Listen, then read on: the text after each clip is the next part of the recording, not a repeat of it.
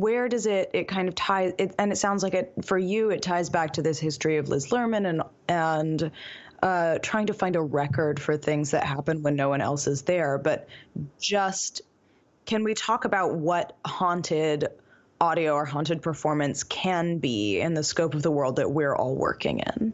Yeah. We talked about the different modes. This relates to how we developed the story a bit. Yeah. We talked about which modes we were going to use to tell this story. So one of them could be haunted with audio, like recording audio in a place or instructing someone to listen to a particular piece of audio in a place. And then Ian introduced the technology to have immersive audio, like binaural audio. And then there was 360 video, so like a video overlay intended to look at the place where you were. Static video, so it wouldn't matter where you were listening or watching it. And then live performance is another way of actually, like, not haunting because the people are alive, but site-specific live performance. Oh, I was just going to say that, like, the idea of the haunting aspect of it. So part of it is that my last remaining hobby is geocaching, which is like this idea that there's this hidden database of stuff. There's like 2 million of these hidden boxes throughout the world that give you this insight into what people think is important and different places that it sort of leads you to using GPS. And there's this idea coming out of that conversation with the dance exchange that not only would you want to, there's something about the experience of a place that's unique. So there was part of this idea of, instead of trying to close the uncanny valley within rendering an environment, like creating immersive media, as like VR tends to do it by having higher and higher resolution and more agency. So we sort of looked at it instead of, well, you could also bridge that gap by just being in the place where it was recorded, so that the actual senses that you have inform what you're missing from the resolution or the sense memory that's coming through the video or the audio. We should note our children are almost 3 and 4 months old. Yes. And I've met them in person and they're wonderful. Yeah, no, they're doing their own thing. And I think it's perfect to have them around. It's been really great to have them a part of the process in general. For me as a young writer, I find it fun to be part of a writing team that is so like in the moment and learning to collaborate with and around and make art with these things. To me, like, that's part of the joy of this. Yeah. And by these things, just to clarify, you mean 2 children. 2 children. Yeah, yes, they're not things. They're not things. They're people. That's the best part. I think like that's a big part of the story of my involvement.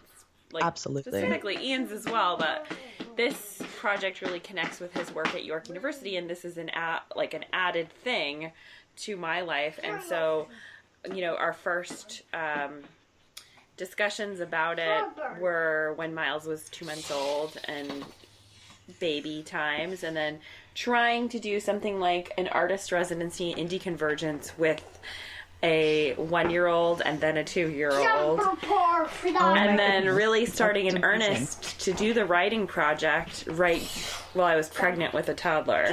So all of these things were like informed some of the relationships we wrote about in the script, but then also the way that I approached participating in the writing. But and I think it's important for me. I was excited about the story because it's so much about a family. It's something that everyone can relate to in some way. Like, I was super excited as soon as we decided it was going to be 2 sisters, because as a writer, I like writing about sisters. My major play so far is about 2 sisters, and I got really excited about investigating that again, but in this like other format with different stakes. I'd also love to talk about how I'm interested in the haunting and the different aspects, because my graduate school independent study and major focus when I was at York was in performances that were transmedial, that were not just what we think of as normal in a site in a venue performance, but more looking at companies like Blast Theory.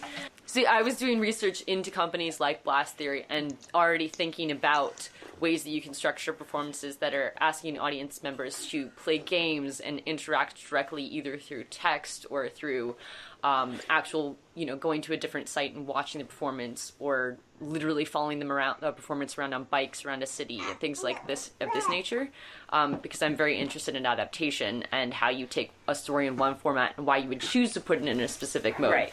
So when Ian brought this project to me, he was talking about the fact that we would be writing a story that'd be in specific sites, interacting with those sites, commenting on things that happened there in a past or future that people would be coming in on. I got really excited, and then as we developed the story, it was really fun and important to determine what each part of the story would be told through, whether that be audio or video or a combination of the two. And that, for us, really influenced every part of the story. It was how we were telling it, not just what we were telling.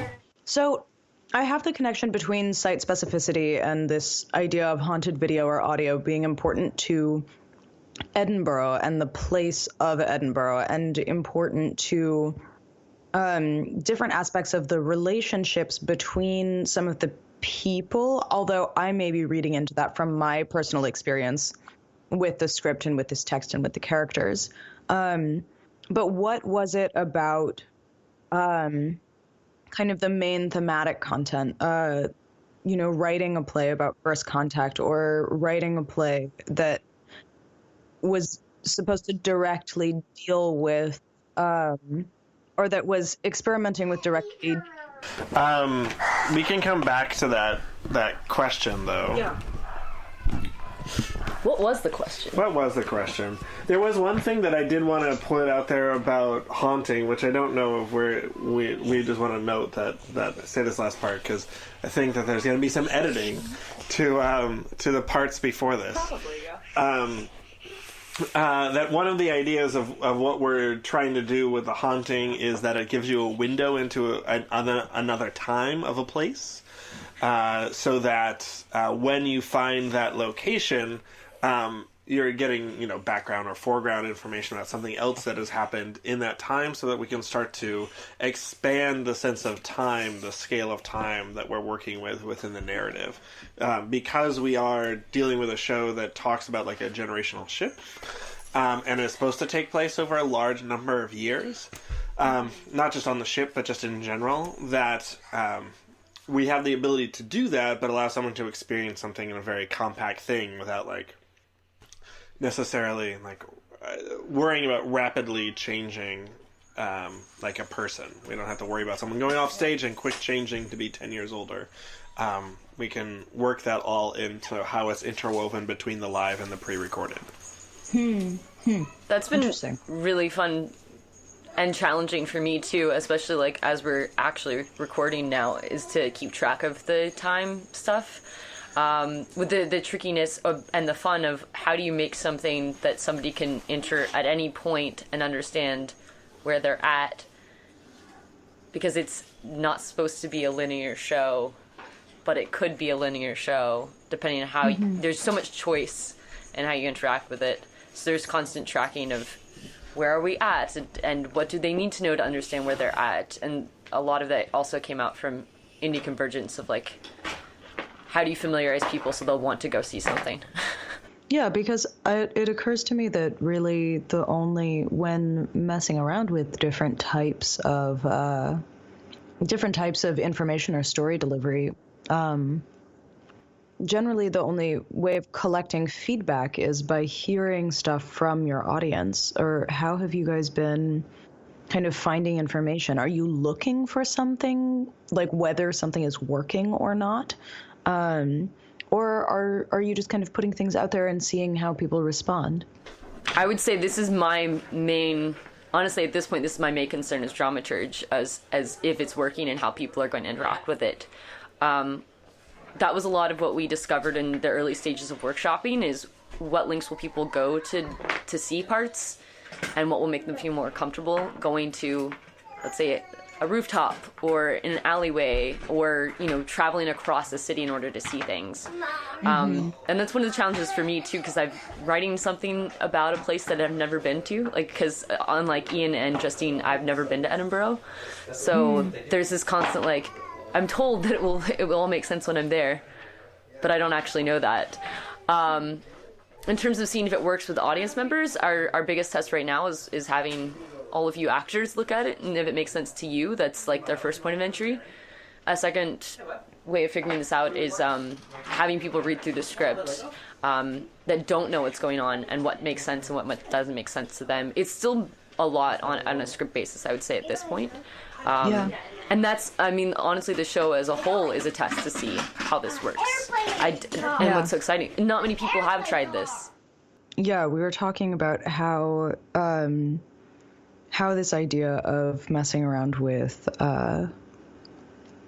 haunted audio and haunted video and distributed reality performance, if you will, and kind of spreading the narrative all over the place in time and space, it can change expectations for an audience, and how you guys are kind of getting a beat on what's working and what's not working, and what working means. That's a good question. Yeah, I think that that's actually one of the reasons why we decided to premiere it in Edinburgh versus another place. Was that A, Edinburgh is a walking place, B, people expect stuff to be in all sorts of interesting places. It's a tourist destination as well, so even if it weren't the festival, we're still using places that wouldn't be so odd for things to happen. There is this haunting expectation, the reputation of the city as being haunted itself. So it's sort of easy to put this in there. It also lends itself to various aspects of dramaturgy that we've worked in there, and that there's a number of universities based there, so having a research center there makes sense.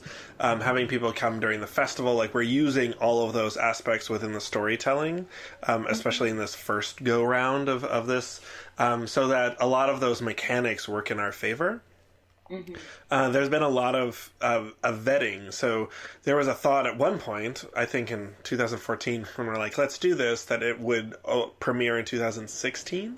And having gone to the festival, having spent August in Edinburgh for this will be my 10th year, I spent each of those periods before that, let's find locations and have someone working with me to start building relationships and things like that.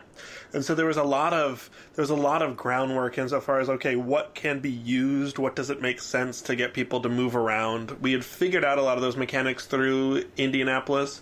And even before we had really a story, it's what are the types of scenarios in which we want this story to work. So there was a lot of, I think more so than we might have approached something that's, you'd sit down and watch, and that prioritizing just what are the beats that I want to get to, that it's okay, there was, we have an interaction matrix. It's okay, is it essential for these characters to interact? Where do they interact? What is the best way of telling that story of what they're doing? What gives someone, an audience member, the best experience insofar as being in this place? And there's a whole document that Maggie developed that was just what are the various pathways, whether or not you're going to go through it through a linear progression, temporal progression, whether or not you want to follow an individual theme, whether or not you're going to follow an individual character, or how the goals get spread out. How would you do it if you only had a day? It's hard to do in a day. How would you do it if you were to spread it out? And so all of those different aspects of thinking a lot about the background engineering really vetted a lot of the story elements. So it's why is that going to happen in that way? Why is this character doing this thing in this place? Becomes a lot more essential. Unlike even a small film, you can't just say oh, this is a location, we'll shoot here, we'll edit it together, and it'll feel continuous. And then theater, you're not, sort of abstracting that. You're using real places. And so trying to find that middle place where you're both using actual locations, but you're you're depending upon your audience to provide the continuity between it, there needs to be a lot of integrity in how you go from one place to the next, or